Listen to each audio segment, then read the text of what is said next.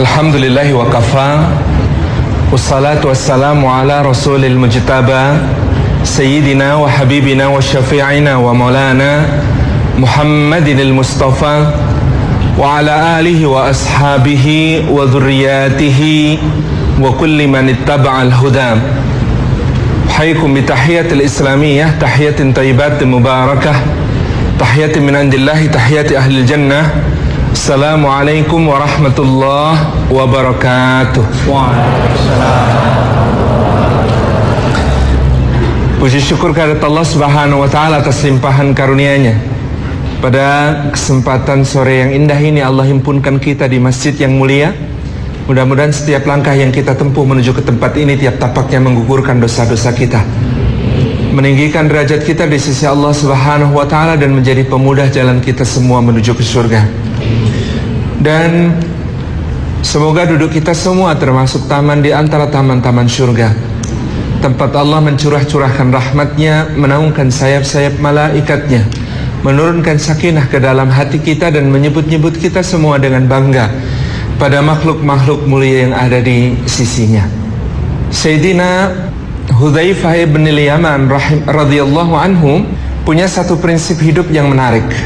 Beliau mengatakan, orang-orang bertanya kepada Rasulullah sallallahu alaihi wasallam perkara-perkara kebaikan untuk mereka amalkan. Adapun aku bertanya kepada beliau sallallahu alaihi wasallam perkara-perkara keburukan agar aku bisa menghindarinya. Maka di dalam dinil Islam, prinsip besarnya ilmu itu bukan hanya kita mengilmui perkara-perkara yang baik untuk kita amalkan, tetapi kita juga mengilmui perkara-perkara yang buruk agar kita bisa menghindari. Sebagaimana ketika kita membahas tentang tauhid, kita juga membahas tentang kesyirikan. Sebagaimana di dalam membahas sunnah, kita juga perlu mengetahui tentang bid'ah. Sebagaimana pula di dalam membahas pernikahan, dalam level penghindaran yang memang tidak sekuat dua yang di atas tadi, kesyirikan dan juga bid'ah, kita membahas tentang apa yang disebut sebagai at-talaq, perceraian. Inilah yang kemudian diamanahkan kepada saya oleh panitia hari ini. Semoga Allah Subhanahu wa taala menjaga kita semua dari perkara-perkara yang berat di dalam ujian rumah tangga ini, yang sampai berupa perceraian. Tetapi mengilmuinya menjadi sesuatu yang penting untuk kita supaya mampu menghindarkan hal tersebut nantinya di dalam kehidupan pernikahan. Ikhwan dan akhwat yang dimuliakan oleh Allah Subhanahu wa taala, sebuah pernikahan yang sehat dibangun di atas misi. Kita menikah bukan untuk berbahagia. Kita menikah untuk beribadah kepada Allah Subhanahu wa taala.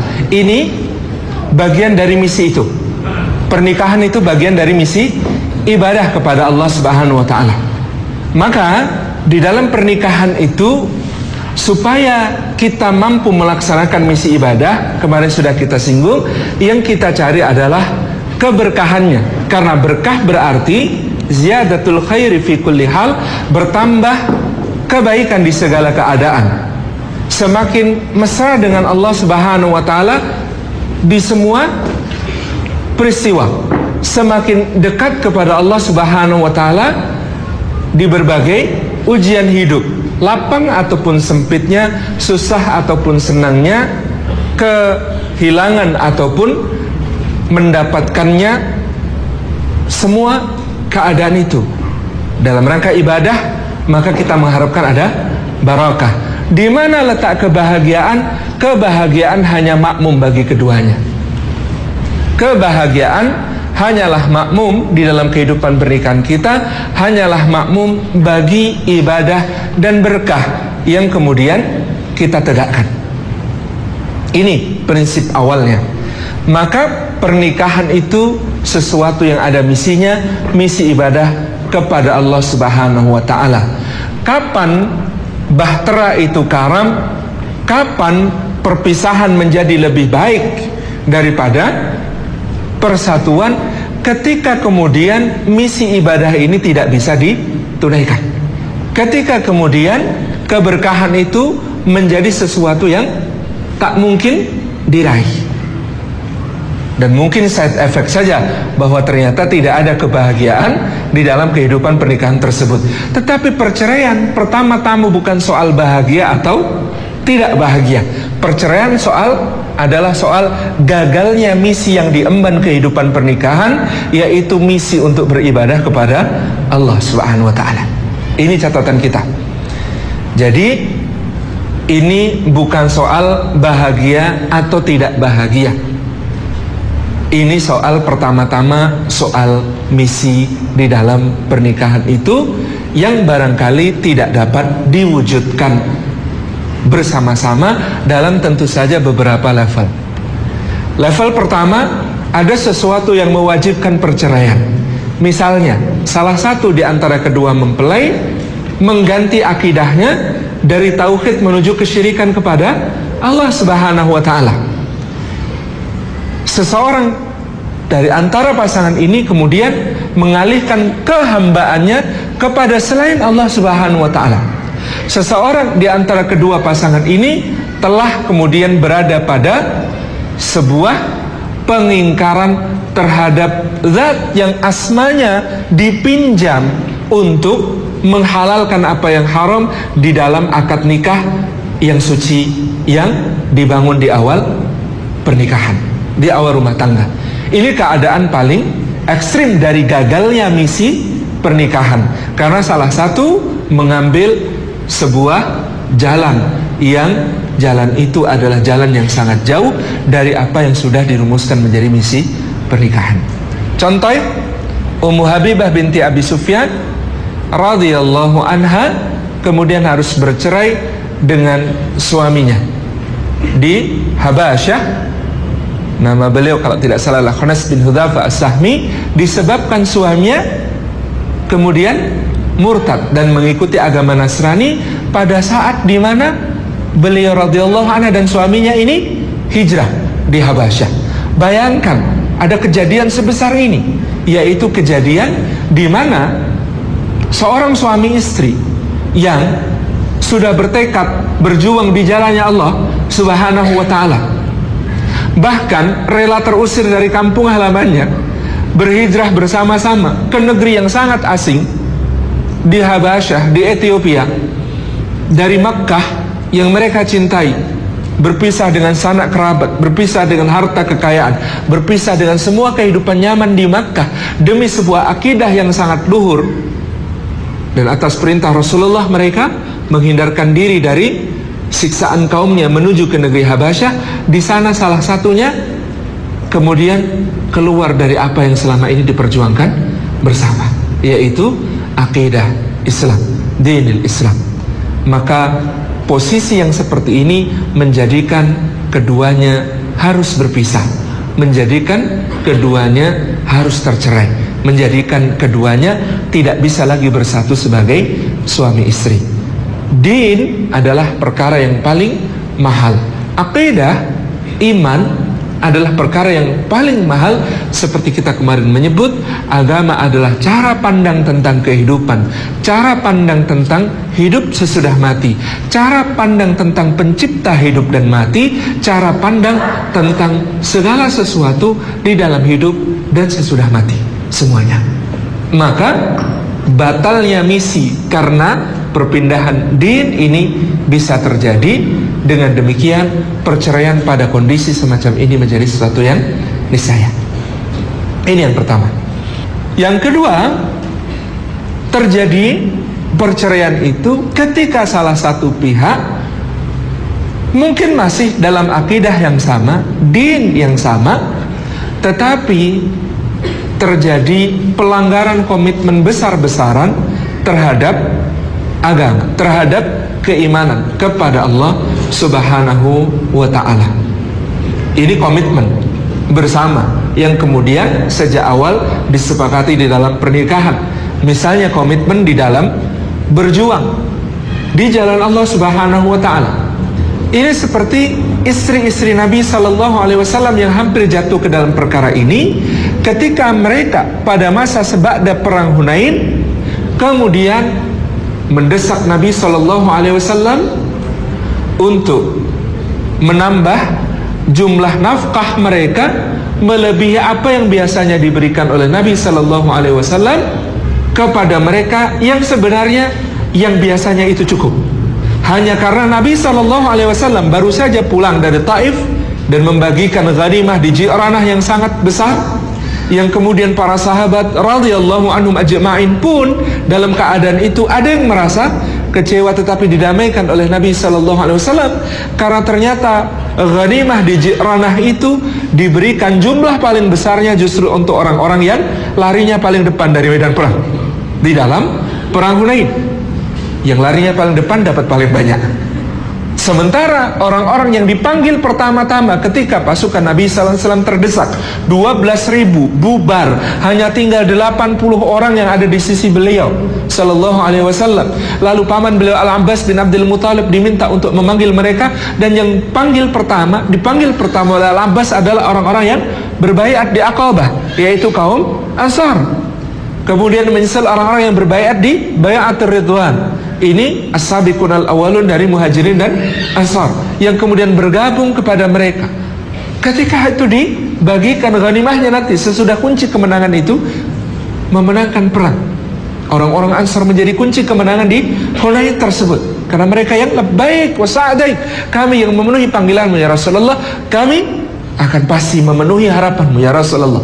Tetapi kemudian mereka dalam pembagian ghanimah tidak dapat apa-apa, sehingga ada provokator-provokator dari kalangan munafikin yang mengatakan, tuh kan benar, kalian itu hanya dipanggil di saat bencana, kalau sudah saatnya bagi-bagi kesenangan kalian ditinggalkan.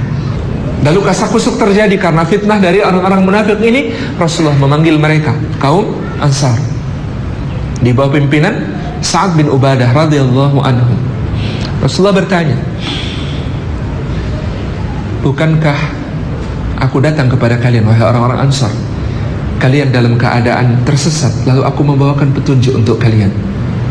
Aku datang kepada kalian wahai orang-orang Ansar, kalian dalam keadaan hina, lalu aku menjadi sebab kemuliaan bagi kalian.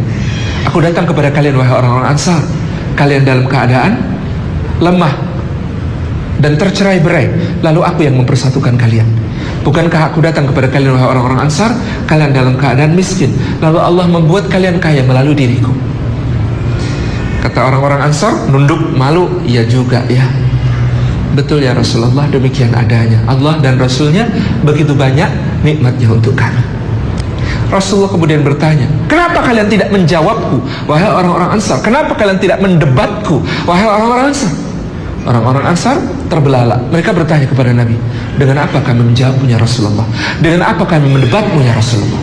Kata Nabi Sallallahu Alaihi Wasallam, kalau kalian mau menjawabku dan kalian adalah benar lagi dibenarkan, kalian boleh mengatakan kepadaku, ya Rasulullah, engkau datang kepada kami dalam keadaan terusir, lalu kami menampungmu. Engkau datang kepada kami dalam keadaan hina, lalu kami memuliakanmu, mengangkatmu menjadi pemimpin. Engkau datang kepada kami dalam keadaan miskin, lalu kami memberikan tempat kepadamu dan menolongmu.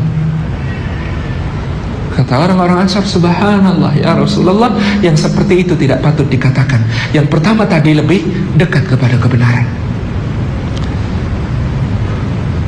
Maka Nabi Sallallahu Alaihi Wasallam bersabda, wahai orang-orang Ansar, apakah kalian tidak rela kalau dengan sedikit sampah dunia hendak kululuhkan hati orang-orang yang keras permusuhan terhadap Islam, hendak kulunakkan hati orang-orang yang belum tetap keimanannya, sementara keimanan kalian sudah tidak mungkin aku ragukan lagi. Wahai orang-orang Ansar, apakah kalian tidak rela orang-orang itu pulang membawa kambing dan unta, sementara kalian pulang membawa Allah dan Rasulnya di dalam hati kalian? Orang-orang Ansar kemudian menangis. Mereka mengatakan, demi Allah ya Rasulullah, kami rela pada pembagian ini, kami rela Allah dan Rasulnya menjadi bagian kami. Lalu Nabi SAW bersabda, ya Allah, seandainya orang-orang memilih satu jalan dan orang Ansar mengambil jalan yang lain, pasti aku memilih jalan yang dilewati orang-orang Ansar. Andai bukan karena hijrah, pastilah aku termasuk orang-orang Ansar. Ya Allah, rahmatilah orang-orang Ansar, anak cucu orang Ansar, semuanya ya Allah. Ini bagaimana Rasulullah mempertahankan persatuan dengan cara yang luar biasa dengan orang-orang Ansar yang seperti itu. Kok pada saat seperti itu istri-istri beliau radhiyallahu ta'ala anhunna mengatakan, ya Rasulullah, kami meminta tambahan pada sesuatu yang Allah telah karuniakan kepadamu secara berlimpah. Maka Nabi SAW ketika itu bahkan menghindarkan diri dari istri-istrinya selama 1 bulan. Tidak mendekat kepada mereka, berada di tempat yang lain. Laki-laki itu kalau dituntut sesuatu yang mereka tidak mampu untuk memenuhinya, pasti speechless, nggak bisa ngomong. Dan Rasulullah memilih menghindar. Laki-laki itu, kemarin kita ingat prinsipnya, kalau ada masalah, ada tekanan-tekanan, mereka menyendiri, berkontemplasi, merumuskan solusi. Di saat seperti itu tersiar kabar Rasulullah menceraikan istri-istrinya, maka mertua-mertua beliau kalang kabut. Kalang kabut itu dari bahasa Arab, kalang kabut, seperti laba-laba, bolak-balik gak karuan. Sayyidina Umar bin Khattab radhiyallahu anhu menemui Hafsah. Apa maksudnya ini Hafsah? Kalian, apa yang kalian lakukan kepada Rasulullah sampai beliau menghindarkan diri dari kalian? Selama ini celaka kalian. Kalau Rasulullah sampai menceraikanmu, rugi dunia akhirat kita semua. Abu Bakar As-Siddiq radhiyallahu anhu mendatangi Aisyah. Apa maksudnya ini wahai putri Ummur Ruman? Apa maksudnya ini? Apa yang kalian lakukan kepada Rasulullah sallallahu alaihi wasallam sampai beliau sedemikian bingungnya? Bayangkan 1 bulan Rasulullah menyendiri, berarti urusan umat juga tidak diurusi. Kalian ini protesnya sudah mengguncang sebuah negara. Protesnya sudah mengguncang sebuah umat. Protesnya kepada Rasulullah yang dilakukan istri-istri Nabi ini sudah pada titik membahayakan keadaan umat. Maka baru sesudah itu Nabi SAW mendapatkan firman dari Allah Subhanahu wa ta'ala, memerintahkan beliau kepada istri-istrinya agar istri-istrinya memilih. Pilih mana? Kalau memang menghendaki dunia, aku, kata Nabi SAW, tidak bisa berkumpul dengan dunia. Kalau kalian menghendaki dunia itu, maka kalian harus berpisah denganku. Tetapi kalau kalian menginginkan tetap bersamaku, kalian harus melupakan keinginan kalian tentang dunia. Sebab Nabi SAW adalah panutan umat sepanjang zaman, seluruh jagat. Kalau beliau mengabulkan keinginan istri-istrinya atas tambahan nafkah itu, dan itu nanti menjadi standar di dalam fikih tentang nafkah, celakalah para jomblo hari ini.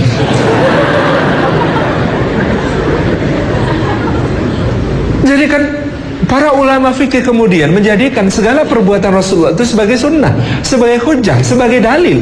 Nanti kalau kemudian tambahan nafkah istri-istri Nabi itu dikabulkan dan kemudian menjadi standar tentang nafkah seperti apa yang diwajibkan oleh Allah dan Rasulnya kepada seorang istri, kita di Indonesia semuanya akan kesulitan. Karena Indonesia ini termasuk salah satu wanita-wanitanya wanita paling salihah di dunia dalam soal ridhonya terhadap nafkah, dalam soal ridhonya terhadap mahar, dalam soal ridhonya terhadap belanja. Masya Allah, bersyukurlah di Indonesia. Kalau di Indonesia mahar itu cukup seperangkat alat sholat dibayar tunai. Di Arab nilainya adalah seperangkat alat sholat plus senilai harga masjidnya dibayar tunai. Maka kasihanlah jomblo-jomblo di Saudi gitu. Laki-laki itu nikah umur 35, 36. Mesir juga sama, menjelang 40 begitu. Pakistan lebih parah gitu. Karena wanita-wanita di Indonesia ini Masya Allah, Tabarakar Rahman. Tapi Jogja loh ini, gak tahu kalau Jakarta.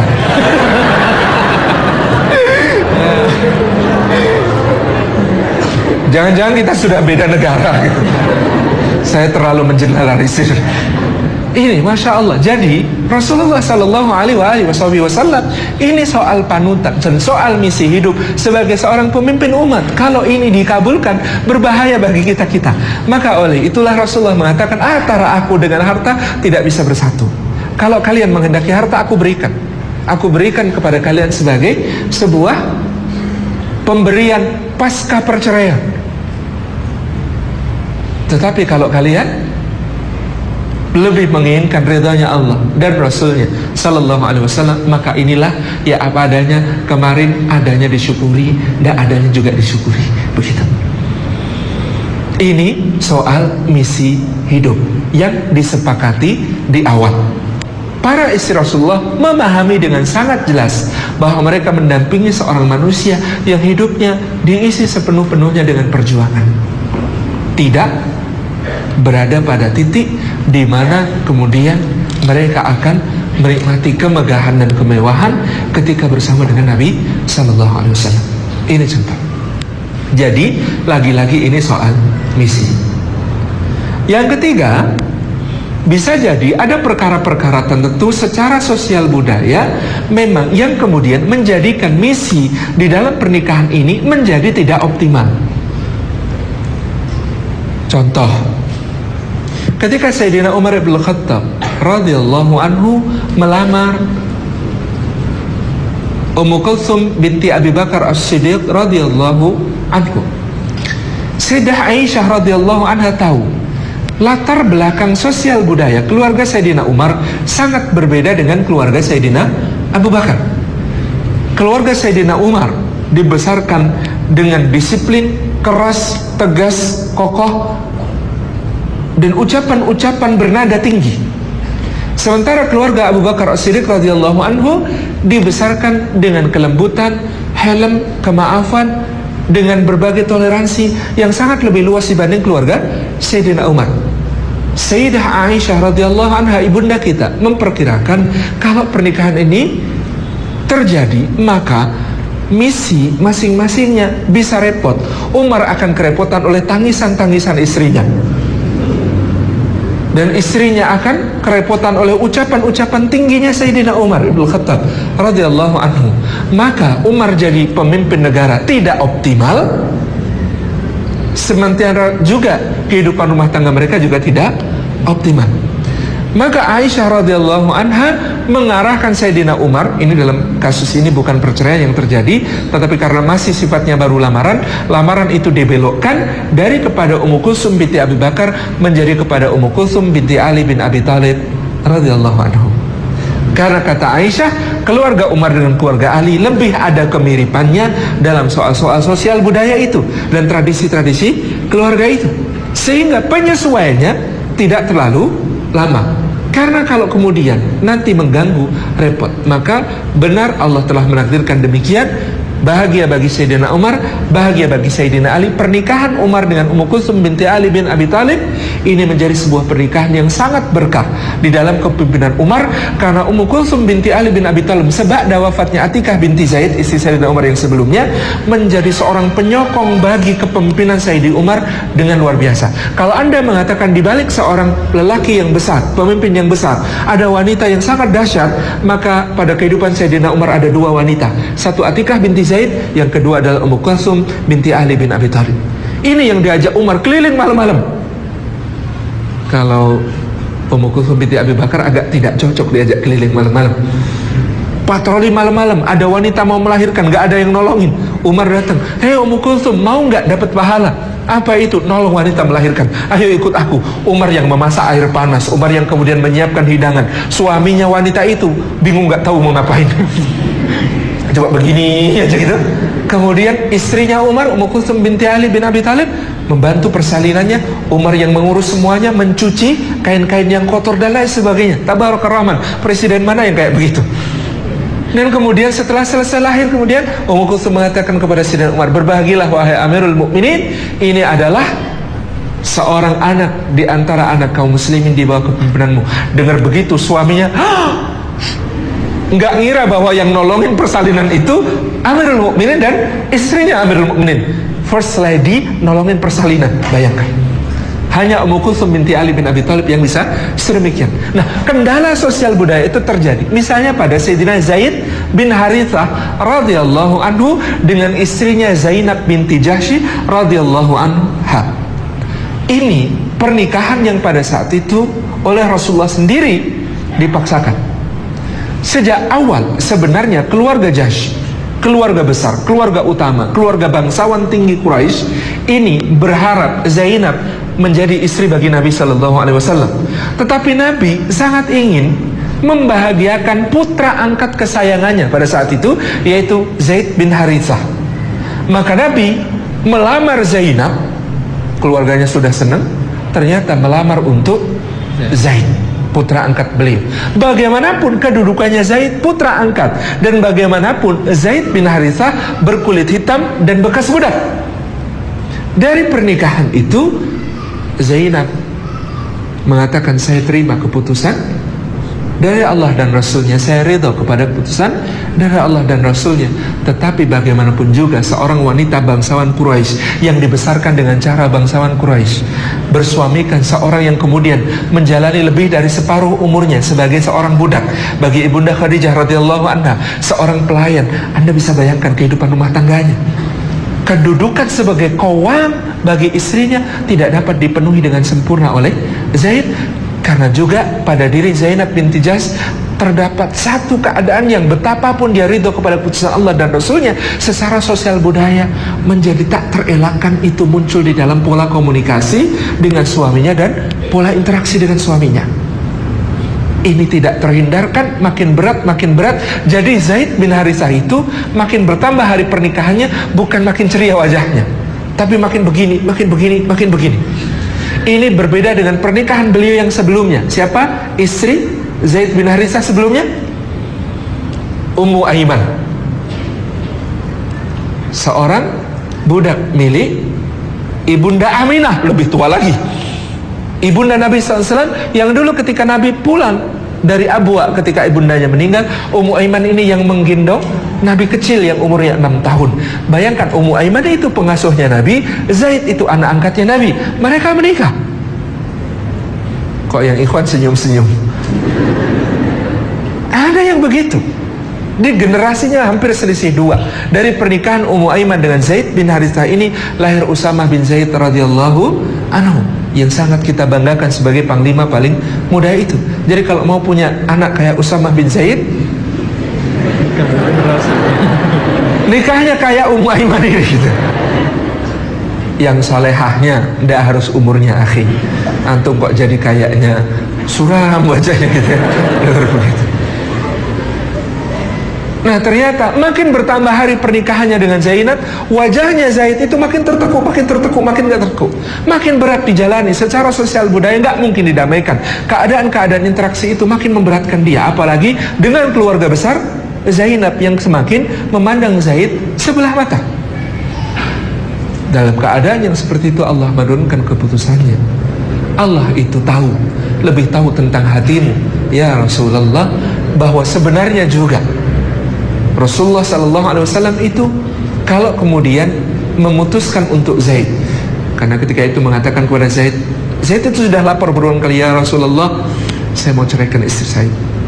Tahan ya Zaid, sabar ya Zaid, tahan ya Zaid, sabar ya Zaid. Allah mengatakan Allah tidak malu tentang kebenaran. Sampai Zaid menuntaskan urusannya, maka satu-satunya nama sahabat yang disebut dalam Al-Quran itu Zaid. Ketika Zaid sudah menentukan selesai dengan urusannya, maka kami nikahkan Zainab itu dengan engkau. Bayangkan beratnya Rasulullah SAW menerima keputusan pernikahan dengan Zainab itu.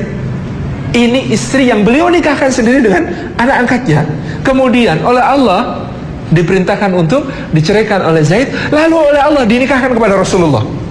Itu kan baper banget kata anak sekarang.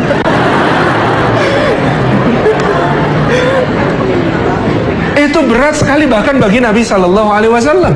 Itu berat sekali bahkan bagi beliau Sallallahu Alaihi Wasallam. Maka Allah Subhanahu Wa Taala menegaskan, Allah yang membela kehormatan beliau. Enggak, kata Allah Subhanahu Wa Taala, ini engkau melaksanakan perintahku bukan untuk kesenangan dirimu, bukan atas syahwatmu. Kami nikahkan engkau dengan ini. Allah membatalkan hukum angkat mengangkat, adopsi mengadopsi yang ada pada masa jahiliyah, yang dulu anak angkat dianggap setara dengan anak kandung. Maka terjadilah perceraian itu untuk satu hikmah yang sangat besar bagi kaum muslimin. Jadi sebab yang semacam ini juga dibenarkan oleh syariat. Maka keterangannya adalah misi itu terganggu misalnya karena hal-hal yang sosial budaya itu, atau yang lebih berat dari itu, mungkin misi itu terganggu karena komitmen yang berkurang tadi. Di antara salah satunya, misi itu terganggu sehingga justru ibadah masing-masing dari pasangan ini tidak optimal gara-gara pasangannya. Dalam keadaan seperti ini, bahkan ada perceraian yang ekstrim. Sayyidina Abu Bakar As-Siddiq radhiyallahu anhu pernah menyuruh anaknya Abdurrahman bin Abi Bakar untuk bercerai dari istrinya. Karena apa? Karena sangat rukunnya dan sakinahnya rumah tangga mereka. Saking sakinahnya, berangkat jihad jadi berat. Saking sakinahnya, pisah itu jadi merupakan siksaan batin yang luar biasa. Jadi melankolis sekali. Pamit mau salat berjamaah ke masjid saja, istriku maafkan aku. Aku harus meninggalkanmu sejenak untuk pergi beribadah ke masjid. Kita akan berjumpa lagi nanti. Jangan lupakan aku dalam doa-doamu gitu. Nah, yang terlalu melankolis begini gitu ya, oleh Abu Bakar dipandang merusak. Anda punya nggak nanti suami yang kayak begitu gitu? Ya Allah gitu ya. Jihad fisabilillah jadi berat sekali. Kenapa? Karena sangat rukunnya mereka, luar biasa ikatannya. Ini sudah cinta yang tidak sehat. Meskipun dalam pandangan orang, ya Allah rukun banget ya, kemana-mana gandengan tangan, nggak mau lepas gitu. Ke toilet aja dianterin, ditungguin gitu.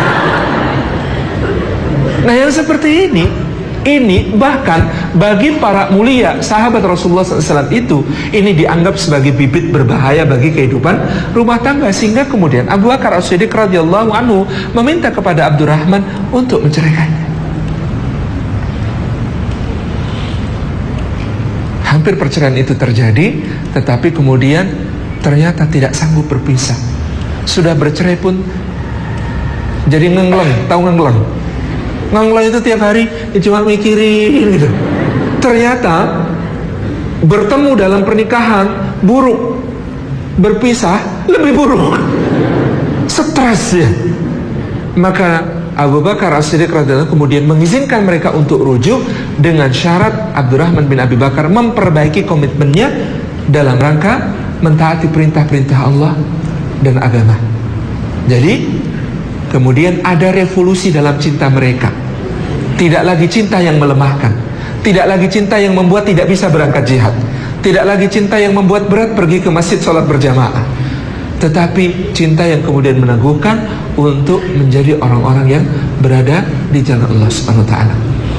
Jadi yang kayaknya bagi kita, bagus banget gitu, itu bisa jadi masalah buat orang-orang soleh sekelas para sahabat radhiyallahu anhum ajma'in. Ini karena pelemahan komitmen itu tadi. Apalagi kalau pelemahan komitmen itu dalam bentuk yang satu melemahkan ibadah yang lain. Istrinya waktu belum menikah menjadi seorang yang sangat kemudian kuat di dalam peran-peran sosialnya. Majelis taklim dia bina, tahfidz dia bentuk, berbagai macam kegiatan menjadi kebaikan baginya. Sekarang jangankan itu, mau sholat saja nyari waktunya susah, gara-gara suaminya sangat luar biasa menekannya di dalam berbagai hajatnya, menyulitkan dia untuk ibadah, menghalangi dia dari beribadah kepada Allah Subhanahu wa ta'ala, melebihi batas dari soal ibadah sunnah. Misalnya puasa sunnah istri itu harus izin suami, kan begitu. Jangan kemudian mentang-mentang aku tuh puasa, ngerti kan? Tidak bisa dalam soal seperti ini. Bahkan puasa sunnahnya seorang istri dengan izin suami, kan ini demi keharmonisan rumah tangga.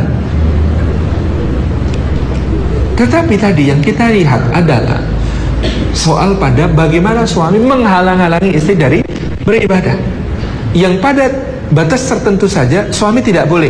Misalnya menghalangi istri untuk pergi sholat berjamaah ke masjid, meskipun istri itu paling bagus ditekankan sholatnya di rumah, tetapi menghadiri sholat berjamaah ke masjid, suami dilarang untuk melarang. Berarti kata Syed Sabiq dalam Fiqh Sunnah, pada aktivitas-aktivitas yang berupa kiprah-kiprah kebajikan di luar rumah, sebagaimana sholat berjamaah yang sebenarnya bagi dia lebih utama di rumah. Selama tugas di rumah telah ditunaikan dengan sempurna oleh istri, sebenarnya suami tidak boleh melarang kiprah istri. Nah, hal semacam ini bisa menjadi pemicu berbagai macam persoalan tersebut.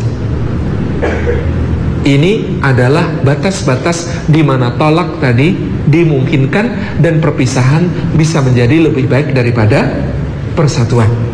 Tetapi ada tolak yang tidak diperbolehkan, yang diharamkan. Contoh, Nabi SAW mengatakan Allah membenci laki-laki yang suka mencicipi dan perempuan yang suka mencicipi. Jadi kawin cerainya itu dalam rangka, istilah Nabi ini agak unik ya, dan mudzakkir, mencicipi. Jadi memang pernikahan menjadi ajang dari having fun. Ini kan berarti soalan di mana misi itu runtuh juga. Nikah itu urusannya soal having fun. Kayaknya cocok deh itu jadi suami, tapi nggak usah lama-lama nanti minta cerai, terus nanti ganti lagi. Ini sesuatu yang sangat dilarang. Kemudian karena hal-hal yang menjadi konflik, karena kehadiran pihak-pihak yang kemudian merusak hubungan, maka nanti hati-hati. Para istri, hati-hati dalam soal masalah-masalah yang terjadi pada diri Anda. Jangan pernah melampaui prioritas utama dalam soal curhat. Prioritas utama dalam soal curhat adalah suami, bukan ustadz. Karena ustadz juga laki-laki. Begitu banyak rumah tangga ada masalah dicurhatkan kepada ustadz, tambah bubrah. Ustadz juga manusia. Maka kalau sampai ada yang konsultasi masalah rumah tangga ke saya langsung forward ini dan saya beri keterangan, tidak untuk ke sini tapi untuk ke sana. Saya arahkan kepada konseling yang memang lebih memahami, atau saya arahkan kepada, kadang-kadang istri saya prioritaskan, akhirnya nggak usah deh, itu mengganggu suasana rumah saja gitu kan. Bukan nggak mau membantu, tetapi ini urusannya juga, ini soal bagaimana kita mengukur benteng kita sendiri gitu. Ini bagaimana soal kita mengukur hal semacam itu. Jadi prioritas curhat Anda, suami. Dan para suami, ingat satu hal, keterampilan yang paling penting dipelajari sebelum Anda menikah nanti adalah keterampilan mendengarkan curhat. Karena sangat tidak banyak suami yang pandai mendengarkan curhat, apalagi curhat istrinya. Kalau suami mendengarkan curhat teman sekantor, ada yang pinter. Tetapi mendengarkan curhatnya istri, komentar-komentar yang sering ada di benak suami adalah, gitu aja diceritain, pentingnya di mana? Yang sering muncul di kepala suami adalah, itu peristiwa berapa kali, ini sudah cerita yang keempat. Setiap kali istri bercerita, anggaplah betapa pentingnya urusan itu, karena yang dicurhatkan istri itu bisa menyebabkan perang dunia ketiga. Anggaplah itu sangat penting, sehingga diulang 3 kali pun Anda harus merasa, ini yang pertama kali saya bantu, Masya Allah. Inilah benteng terkuat dari persoalan-persoalan yang bisa mengancam keutuhan rumah tangga. Menjadi suami pendengar yang baik, menyimak dengan baik. Masya Allah.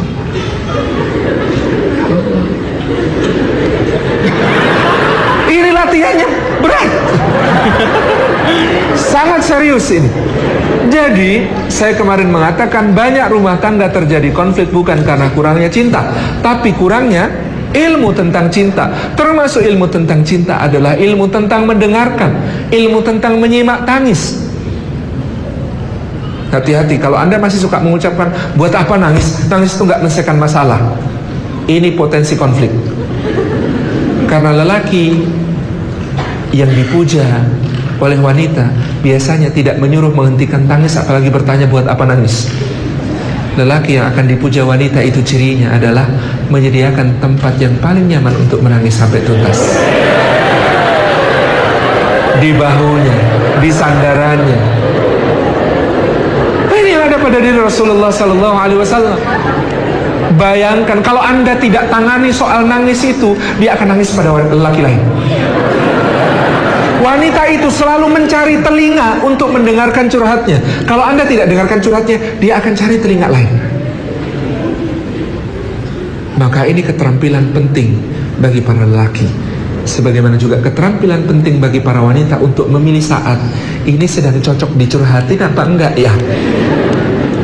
Karena ada suami yang sedang high tension, yang tidak cocok dicurhatin, lagi pengen ngajak ke kamar, diajak curhat, stres dia.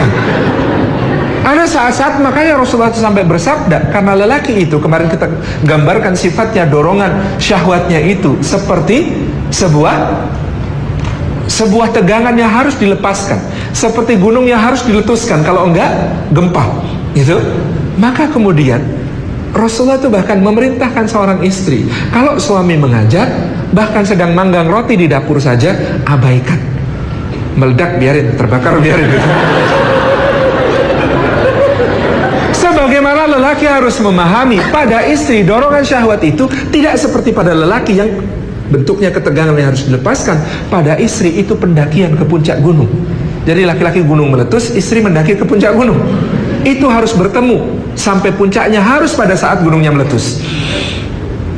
Tidak berbahaya yang seperti ini, justru yang terbaik yang seperti ini. Ini hal-hal semacam ini, sifat yang berbeda ini yang kemudian harus jangan sampai perceraian itu terjadi karena alasan-alasan yang ghairu syar'iyyah, yang tidak syar'i, tidak karena misi yang terancam tadi, tidak karena misi besar yang terjadi tadi, hanya karena aku udah bosen, dia gitu-gitu aja gitu.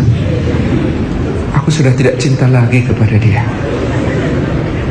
Stuck mas. Aku sudah tidak lagi bisa menemukan apa yang bisa dicintai dari dia. Kan justru saat itu, kalau kamu sudah tidak lagi mencintainya, maka cintailah dia. Karena cinta adalah kata kerja. Saya sudah tidak lagi mencintainya. Udah berapa kali menikah mas? 15 tahun. Anak 6. Astagfirullah, 6 tahun. Selama ini cinta enggak? Enggak tahu. Enggak cinta saja, enggak yakin cinta saja, anaknya 6. Kalau yakin cinta anaknya 12. Tabarak rahman. Jadi kadang-kadang ini karena persoalan-persoalan kecil yang sebenarnya bisa diselesaikan tanpa mengganggu misi dari ibadah kita kepada Allah Subhanahu wa taala. Aku sudah tidak mencintainya lagi adalah kalimat yang paling tabu di dalam soal ini. Karena apa? Karena saat Anda merasa tidak mencintainya lagi, saat itulah tugas Anda untuk mulai mencintainya lagi. Karena cinta itu kata kerja. Cintai dengan kata-kata, cintai dengan amal perbuatan, cintai dengan hadiah, cintai dengan berbagai macam perkara. Anda tidak mencintainya lagi. Kenapa? Karena 12 tahun menikah nggak pernah diberi anggaran untuk pergi ke salon.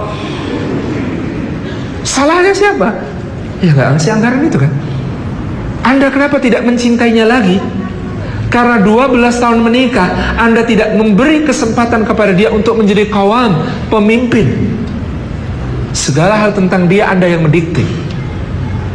Problem ini yang sering terjadi. Maka saat itu saat untuk memulai mencintai. Titik itu titik untuk memulai mencintai, bukan titik untuk berpikir bercerai. Jadi perceraian hanya difikirkan pada saat misi besar ibadah terganggu. Pada soal konflik-konflik itu yang pertama kali kita pikirkan adalah ini pasti persoalan kecil, tapi karena ilmu saya kurang tentang cinta. Dan pilihlah konselor yang tepat. Karena ada konselor yang bentengnya belum tangguh, yang justru kalau kemudian menjadi tempat konseling, dia menambah masalah. Ini catatan penting kita. Sekarang jam berapa, Ustaz? Kurang sampai jam 5, Ustaz. Kok lama ya?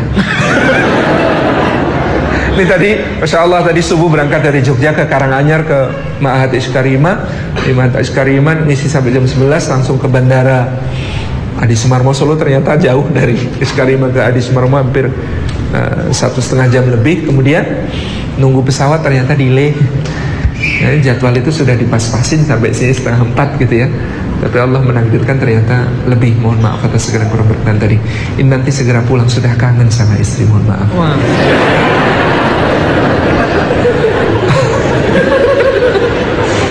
Ya Allah, kalau pergi begini tuh terbayang-bayang gitu ya. terbayang-bayang marahnya, gitu. Terbayang-bayang senyumnya, terbayang-bayang, ya Allah.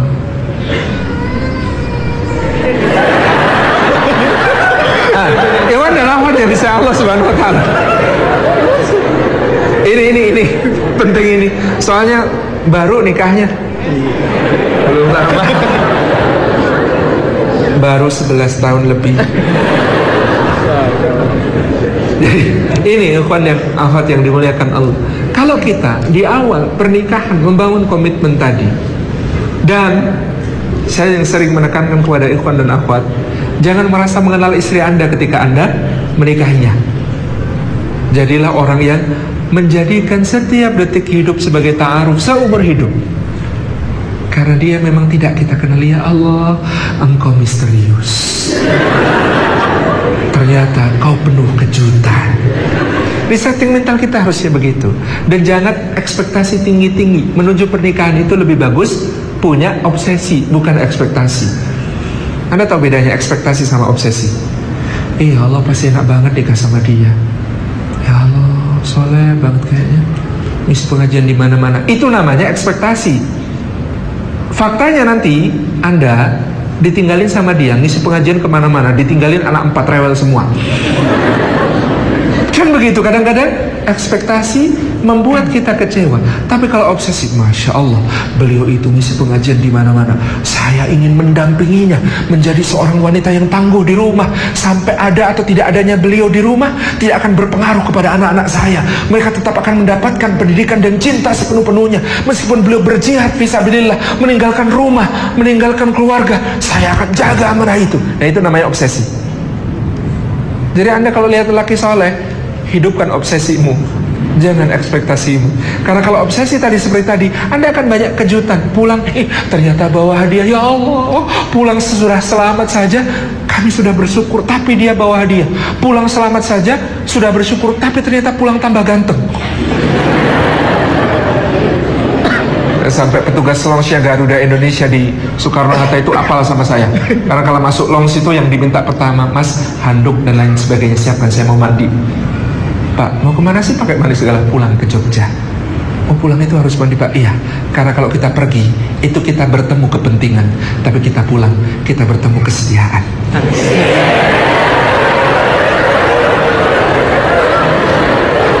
Jadi ini soal cara pandang kita. Kita kadang-kadang lebih bersemangat mandi untuk pergi. Balik, kita harusnya lebih bersemangat mandi ketika mau pulang ketemu keluarga. Nabi SAW itu siwakannya 1 untuk Allah, 2 untuk keluarga, 3 baru untuk tamu dan orang-orang lain. Jadi jihad fisabilillah akan lancar kalau suami tiap pulang dari jihad fisabilillah tambah ganteng, tambah mesra, tambah deket, tambah akrab, tambah cinta. Kehidupan yang paling indah sekalipun jadi berantakan, dakwah fisabilillah jadi berantakan kalau ayah pulang, anaknya menyambut abah gitu. Bapaknya, ya nak, capek nak, habis ngisi 4 pengajian hari ini nak. Dah nak, saya main sendiri nak. Kayak apa pandangan anak itu tentang pengajian ketika bapaknya kayak begitu? Pengajian adalah penjahat yang telah merebut bapak saya dari saya. Pengajian adalah penjahat yang membuat bapak saya gak bisa ngerjain PR sama saya, gak bisa saya naikin jari kuda-kudaan, gak bisa main. Jadi kalau bisa para bapak berlatih satu hal lagi, jadilah lebih asyik daripada taman bermain. Sediakan alat bermain di seluruh bagian tubuh Anda. Jadi Hilma itu kan sukanya naik jungkat-jungkit. Nah, ini jungkat-jungkit, pegangin sini, jungkat-jungkit. Nanti diubah sedikit jadi komedi putar, pegang begini diputar gitu. Itu komedi putar namanya, nging, naik turun, komedi putar. Nanti kemudian apa namanya, jadi ayunan itu pegang begini, terus gini, ayunan gitu. Nah, kalau Anda itu lebih asyik daripada taman bermain, itu taman bermain tidak menarik bagi Anda. Apalagi game online, nggak menarik. Bapaknya lebih menarik daripada game online. Touchscreen-nya lebih mantap. Pencet sini bunyinya beda dengan pencet sini bunyinya beda gitu. Tabarak rahmat gitu. Jadi istri juga harus begitu, lebih menarik daripada game online-nya suami gitu.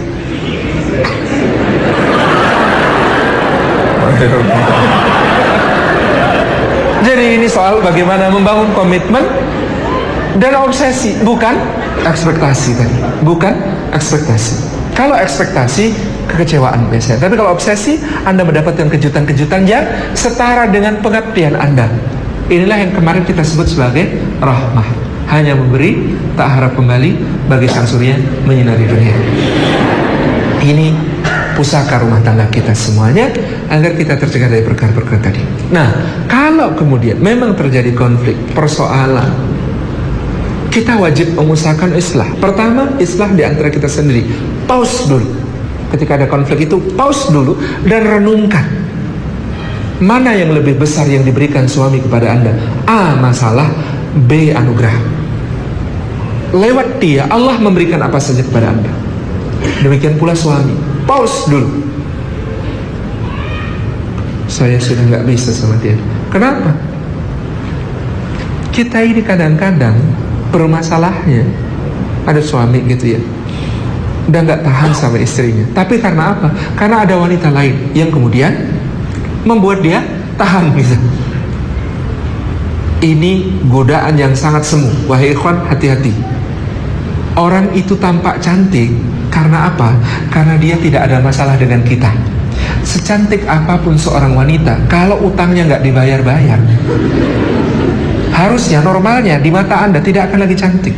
Kita kadang-kadang membandingkan istri kita yang tiap hari ketemu, tentu saja banyak masalah karena sering ketemu, dengan yang sesekali ketemu karena ketemunya dengan dia hanya di saat-saat senang-senang. Gathering kantor kan senang, pekerjaan kan senang. Apa senang? Ya ketemunya dengan wanita yang itu hanya dengan soal senang-senang saja. Ketemu dengan istri senang maupun susah, tapi yang terbayang susahnya karena senangnya kalah senang dengannya di kantor. Padahal kalau Anda nanti sudah berumah tangga, bahkan dengan wanita yang kemudian tampaknya isinya hidupnya senang terus itu dengan Anda, itu masalah dia akan lebih ruwet daripada Anda. Ini ada cerita lucu. Ada seorang pengusaha di Solo, istrinya, Masya Allah. Bagi orang yang melihat, kok ya ada orang diberi istri secantik itu, seluar biasa itu, karirnya dahsyat, kiprahnya di tengah sosial, luar biasa. Tapi sang suami tidak bahagia sama sekali. Saya tidak bisa ngatur dia, saya tidak merasa jadi pemimpin dia. Dia itu negara dalam negara di rumah tangga saya. Lalu dia melihat teman-temannya yang ngaji-ngaji gitu ya. Nah, dia belum ngaji, dia nggak rajin ngaji, dia bukan orang yang kemudian tadayunnya kuat. Dia lihat teman-temannya ngaji, kalian tuh kok bisa ya, Masya Allah, istri kalian tuh taat-taat, patuh-patuh, mau cium tangan, melepas dengan senyum. Padahal istri kalian itu dengan istri saya kalah jauh soal cantik. Nah, itu cuma dibungkus-bungkus begitu tadi. Kayak tentram gitu ya, wajahnya wajah-wajah tua gitu, wajah lelah, capek. Tapi kok kalian bahagia? Aku tidak nemukan seperti yang kalian rasakan itu. Akhirnya dia ceritakan istrinya, dia menikah dengan pembantunya karena pembantunya lebih menenteramkan.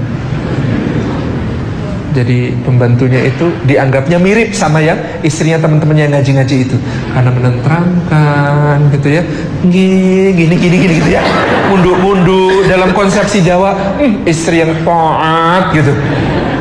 Susah. Tapi gegar budaya terjadi. Orang Jawa menamakannya kere munggah Bali. Itu seperti kalau Petruk dadi ratu. Orang yang semula di bawah si pembantu, kan dia unduk-unduk gini-gini gitu ya. Begitu naik kedudukan jadi nyonya rumah, tingkahnya lebih menjengkelkan hati daripada istri yang lama itu, daripada istri yang sebelumnya yang cantik itu. Mending yang dulu cantik menjengkelkan, ini sudah jelek menjengkelkan pula gitu. Jadi akhirnya dia stres lagi nemuin teman-temannya yang suka kaji itu. Rahasianya gimana sih nyarinya? Kayaknya saya tuh sudah milih yang karakteristiknya mirip dengan istri-istri kalian gitu ya, yang begini-begini munduk-munduk gitu. Kok tetap error? Kata teman-temannya, lo kagak ngaji sih gitu.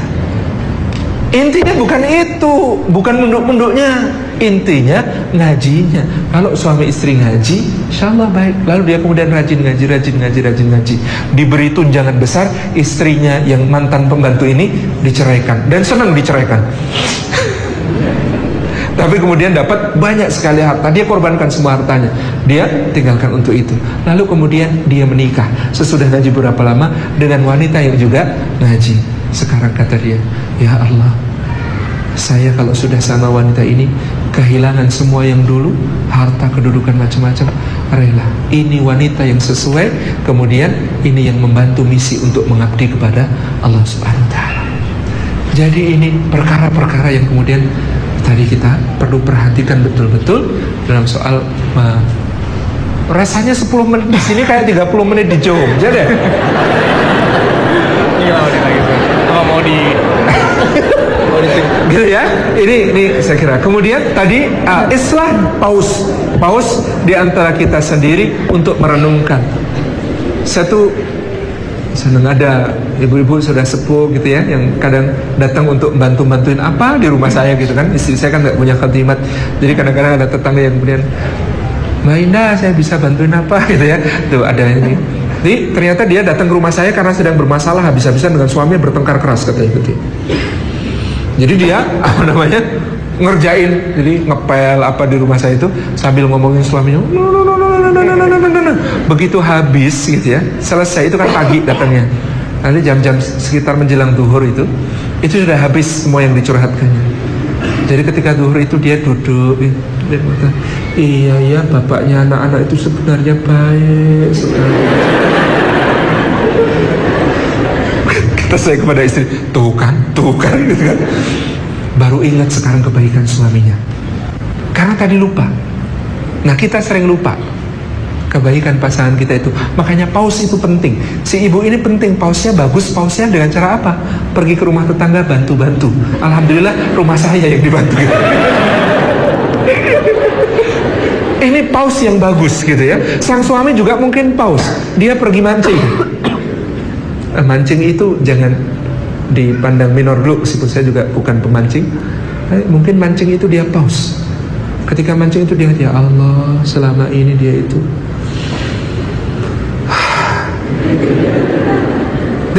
suaminya ini cerita kepada saya, tadi saya mancing. Jadi ini pasangan ini, teman-teman yang disayang Allah, itu dulu kaya raya karena warisan. Sang suami ini anak bungsu yang dulu dimanja oleh orang tuanya. Ya orang kaya dari warisan, anak bungsu dimanja, kan biasanya tidak siap menghadapi hidup yang sebenarnya. Kan makin lama kekayaan makin habis. Jatuh sekarang, kondisinya sangat memprihatinkan itu. Maka dia akhirnya mengingat tentang istrinya itu. Ya Allah, orang lain itu kalau punya istri kayak dia itu, saya dalam keadaan jatuh sejatuh-jatuhnya, tidak pergi, tidak meninggalkan saya, padahal dia anak orang kaya juga. Itu sudah suatu hal yang luar biasa. Nah tadi pagi dia marah-marah sama saya, kok ya saya sampai ikut marah lalu pergi. Nyesel saya. Marahnya itu tidak seberapa dibandingkan kesetiaannya selama ini. Oh, ini nyambung ini, saya bilang gitu kan. Ini manfaatnya paus. Jadi kalau marah semarah-marahnya, paus dulu. Paus ini akan menemukan kembali kita pada titik normal, objektif lagi. Kalau kemudian konflik itu di paus juga gak ketemu baiknya, apa dia itu 13 tahun nikah belum pernah berbuat baik sedikit pun sama saya. Ini kan perlu diterapi yang begini nih. Ini sudah salah pandangan, ini kufur nikmat sama suami, sama istri. Masa belum pernah waktu beliin kamu cincin itu, ya cuma itu. Nah ini kan perlu bantuan orang lain. Nah yang pertama biasanya harusnya orang tua. Maka kita sebenarnya ketika menikah itu harus pesan kepada orang tua kita sejak awal, Pak, Bu, nanti kalau kami ada masalah jangan dianggap terlalu serius Pak, Bu, sehingga berpihak kubu-kubuan.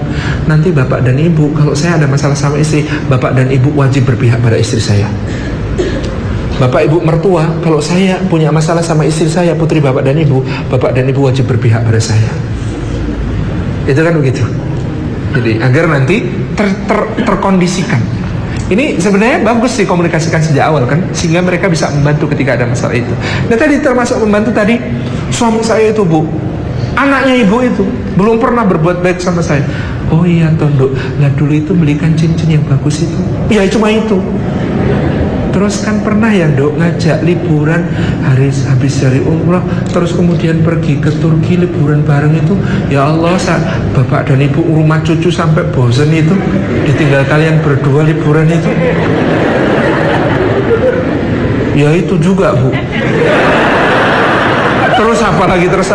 Ini kan pausnya dibantu pihak lain, karena secara sendirian sudah tidak mampu lagi untuk objektif. Ini dengan bantuan pihak lain. Kalau itu sudah tidak mungkin, maka kata Allah, fab'atsu hakaman min ahlihi wa hakaman min ahliha. Ada juru runding dari masing-masing pihak. Yurida islaha yuwaffiqillahu. Kalau kemudian mereka memang menghendaki kebaikan di surah An-Nisa ayat 90 itu, maka Allah Subhanahu wa taala di ayat ke-120 itu, maka Allah Subhanahu wa taala akan memberikan taufik kepada mereka nantinya. Jazakumullah khairan, mohon maaf atas segala yang berkenan. Secara garis besar ini yang ingin saya sampaikan untuk mengilmui sesuatu yang mudah-mudahan tidak perlu terjadi kepada kita. Insyaallah mudah-mudahan antum semuanya dikaruniai sebuah rumah tangga yang berkah, yang sakinah, mawaddah, yang penuh dengan rahmat insyaallah. Wallahul muwaffiq. Mohon maaf atas segala yang berkenan. Assalamualaikum warahmatullahi wabarakatuh.